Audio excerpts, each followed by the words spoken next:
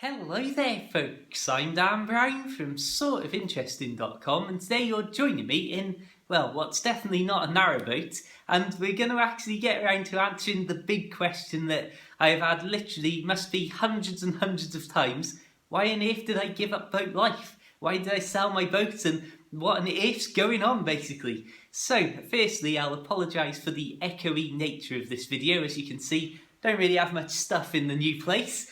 And this is also a bigger room than I've ever filmed anything in, I would imagine. So, I suppose we'll just get straight to business. I want this to be a relatively short video, maybe hitting 10 minutes, probably hitting about 50 the way I normally talk.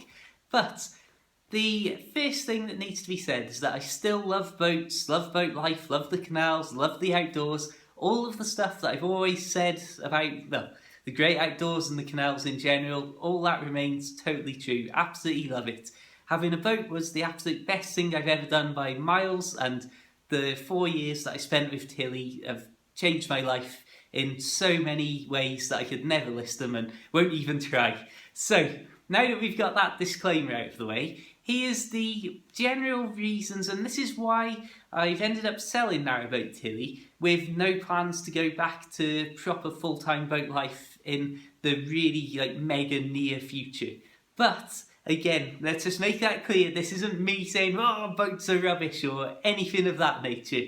So, it really stems from the need to do something with Narrowboat Tilly rather than me being dissatisfied with boat life, as I've just said. And you can sort of see the early phases of me deciding to give up life on the canals in one of my videos from towards the start of the year, when I was talking about the ideas I was having of, should I sell Narrowboat Tilly and buy another boat, or should I completely gut Narrowboat Tilly and start again and redo the inside, literally strip it back to the metal and then redo everything in exactly the way that I would like it. And originally I was really leaning towards totally gutting the boat and then coming back with, well, every person who knew anything about any sort of building and interiors I knew, going, right, this is what we want, how much is it going to cost, and how on earth can we do it? And as I was looking into that and thinking, oh yeah, well, I do this, I started to really just have these moments where I was thinking, that's going to be expensive, that's going to be expensive, that's going to be expensive, until I finally realised that this was going to be probably the best part of 10 grand to do. And then obviously the exterior needed repainting and any other little odd jobs that I'd left over the years were all going to be done in one great big thing at the end of this year. And like I say, strip it back to the metal and totally redo it. That's what I was leaning towards doing originally. But then as I started to realise just how much it was going to cost and how much work it was going to be, I thought, well, is it worth it? Because at the end of the day, I'm still going to end up with a 30-year-old, very small boat. And you're obviously never going to see the sort of money back when you come to sell something like a 30-year-old narrowboat that you could invest into doing it up. And of course, I've spoken in the past that you could do a narrowboat to your exact specifications and make it the best boat in the world as far as you're concerned. But the next person who comes along to buy it might think, oh, what a terrible design, it's going to cost me a fortune to get rid of all this stuff and put it how I want it.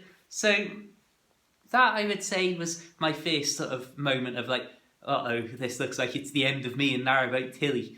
So then I started to look at other boats and started to think, well, perhaps I will just one day randomly do a video where I'm just on a totally different narrowboat, not mention it or anything, and just start doing videos from my new boats without ever drawing attention to it and just let everybody be puzzled online. So as I started to look, and I think that at this point, because Tilly was so central to my boat life, so Tilly was my boat life basically, the idea of getting rid of it wasn't overly appealing, but it was the most sensible decision.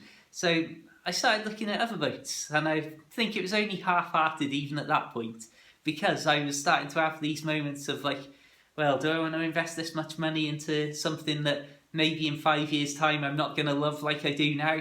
And it's something that really, when I was looking at boats, probably looking in the region of spending 25 to 35 grand.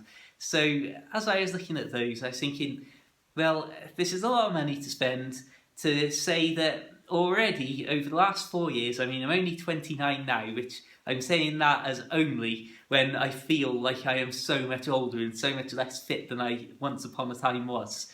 And that's something that has been a theme through a lot of my boat life in the last year or so, that I feel far less fit and far less sort of mega, wow, yeah, let's get out and do all this stuff.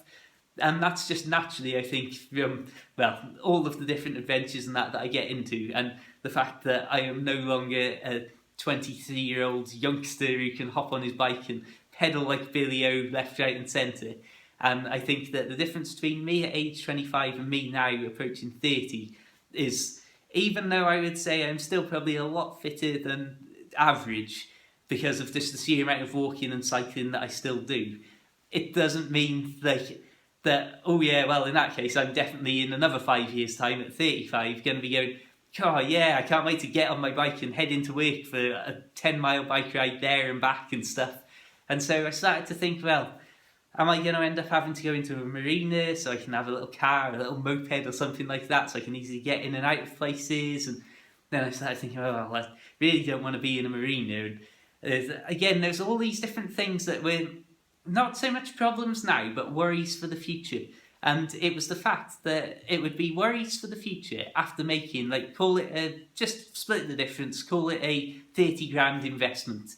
And if there's one thing I always try and do, is make sure I've never had any debt of any description, never borrowed money from family or anything like that at all. So I've always lived my life with that sort of total freedom from any like financial strains or anything like that. And that's been the whole sort of heart of why I wanted a boat to be cheap and low cost life, all that sort of stuff.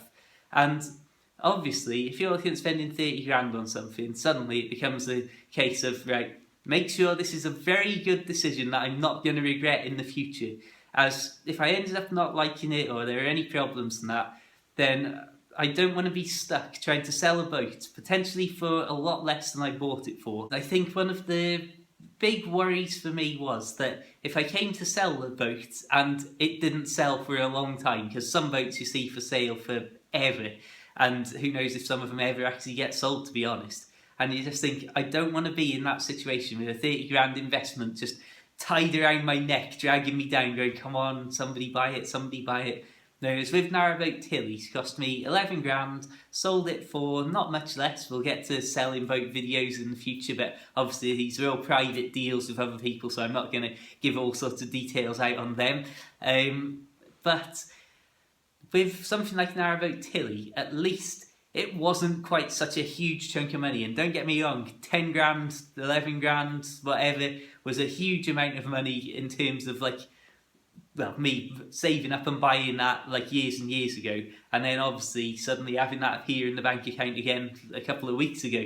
So that was obviously a worry and a concern, and I knew how stressful it was selling Narrowboat Tilly in these last over these last few weeks. So obviously now that I know that, and I'm out of boat life and don't have a boat, I can look at the idea of, oh yeah, what if I had a boat that was worth 3 or 4 times as much? I can think, you know what, I don't actually think that would be much fun at all, if that means 3 to 4 times the stress and worry. So basically, it wasn't, like I say, it wasn't a problem with boat life now as it is. It was a problem with that investment for the future. And there are a few things that made me worry about that. Not least of all, like I say, my own thoughts and am I still going to want to be on a boat in the future in even just a few years' time? Like I say, I mean, who knows, like my life's changed so much in just, well, very often in the space of a few weeks. My life before those weeks is totally different to what's after them. And I just think, well, do I want to meet someone and settle down? And what if that happens? So I'm getting into my 30s and obviously I've got this big old boat somewhere that's, like I say, potentially dragging me down if it's up for sale and won't sell or something like that. But I think the real key was the endless potential for just general changes, not only in my life, but the canals, the network, the rules, that sort of stuff. And you can see like a good example of the sort of worries for the future with the last winter mooring rule changes. So since having Narrowboat Tilly, I've always spent a few months, the last 2 years, or up until this winter just gone, spent the last 2 years, a full 5 months of winter mooring, which allows you basically to not have to move every 2 weeks, which is what you have to do if you don't have a home mooring in a marina for your boat.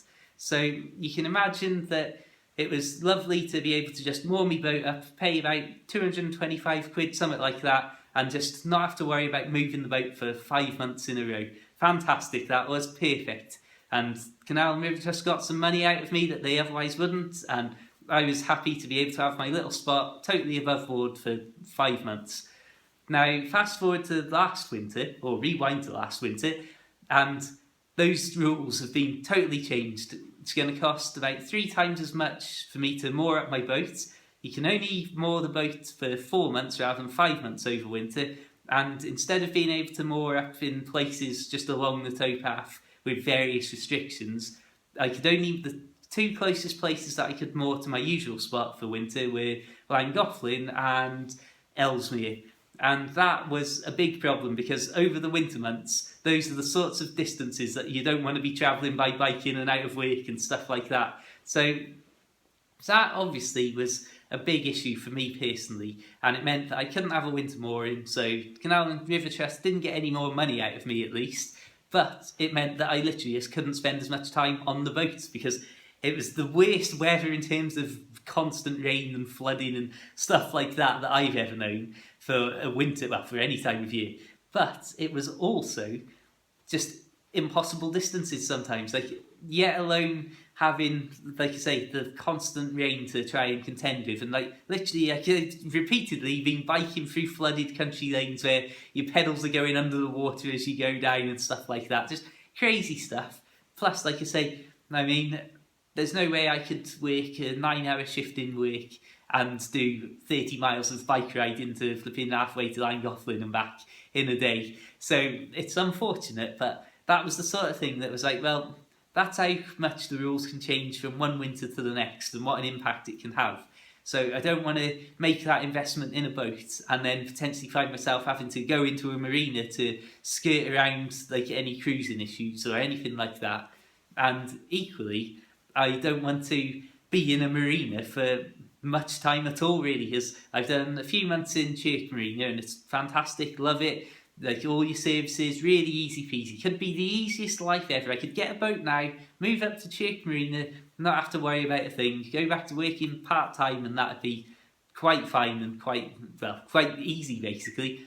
But it's the marina experience that it's, like I say, there's so many positives, but for me, the whole idea of having a boat was to be in the middle of nowhere in these beautiful, quiet places and open the curtains onto just the countryside. Now, being in a marina, especially on a small 30-foot boat, if you're sandwiched between two 50, 60-footers, then you literally open your curtains one side into somebody else's boat, open the curtains another side into somebody else's boat, and then go out onto the back of the boat or the front of the boat, and you've still got another 20 foot of other people's boats either side of you, living literally in like a little side-by-side corridor setup, I suppose. So that was really what sort of started to make me go, I'm not sure I like the idea of this. And again, it was that sort of thing. It was basically, do I want to invest this much money in something that I'm not necessarily going to get all of it back, or potentially going to drop thousands off the price by the time I come to sell it? Or do I want to just take a break from everything, see how I feel about being on dry land? I mean, I'm in an absolutely beautiful place here. Might be empty and echoey at the moment, but my goodness me, I feel so lucky to have got in here. So really, it's just a case, like I say, of sitting down, thinking about my future sensibly, and coming to the conclusion, well, I've got to get rid of Narrowboat Tilly because I don't want to have to spend all this money doing her up on the inside and giving her a new lick of paint and all that, to still end up with just a tiny old boat, basically. Then I don't want to end up investing a huge amount of money in a new boat to then think, oh, hang on, this isn't really what I want anymore a few years down the line. Or think to myself, oh yeah, right, well, this year I'm going to do this, this and this, and then the rules have been changed and I can't do that or that. And then on top of that, the final thing, I suppose, was really that well, sooner or later I'm going to end up having to spend more time in a marina just through whether I want to work full time or get a proper job or all that sort of stuff, or just because I'm not quite fit enough to really put the miles in on my bike that I used to. And being in a marina full time isn't something that really appeals to me at all. And again, it depends on what size boat I'd got, it would cost a certain amount extra a year. And I just thought, you know what, as much as I hate to say it and as much as I've loved having Narrowboat Tilly, I think that it might be time to let her go, let somebody else give her a new lease of life that she desperately needed, and move on with my life in a totally different direction, even just for a small time, because I've already been looking at small boats and little river cruises and stuff like that for a couple of grand, and I could easily see myself having a boat sooner rather than later, but just not necessarily living on it, or at the very least, spending a fair amount of time on it, but not spending too many nights in a row on a little rickety fiberglass boat.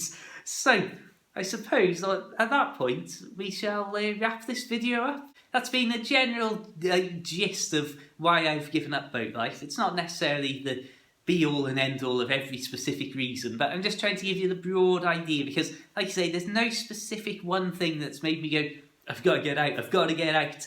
It's just a case of thinking, you know what, I might not be as dedicated to this for the long term as I need to be if I'm looking at getting another boat and trying to start it all over again. But who knows what the future holds. Perhaps in a month's time I'll be sick of dry land and thinking, right, which boat am I going to buy and how quickly can I get it? Anyway, until the next time, thank you so much for tuning in. Thank you for all of the messages and support and just everything over the last few months. It's been unbelievable. I hope that you'll stay tuned because as of this coming week, I've got tons and tons of videos, the great outdoors. There's still plenty of narrowboat videos to come that I've got stored up, and really just thank you for everything. Feel free as always to check out my Short Boat Life Kindle books. If you're interested, as it's coming up to the 4-year anniversary, please do check out The Narrowboat Lad, which was my first Short Boat Life book writing attempt. You'll find links to all those on the Kindle in the description. But ultimately, feel free to add me on Facebook and all that sort of stuff. But just have an absolutely fantastic day. Keep it boat-worthy, keep it brick-worthy, keep it interesting, and of course, farewell.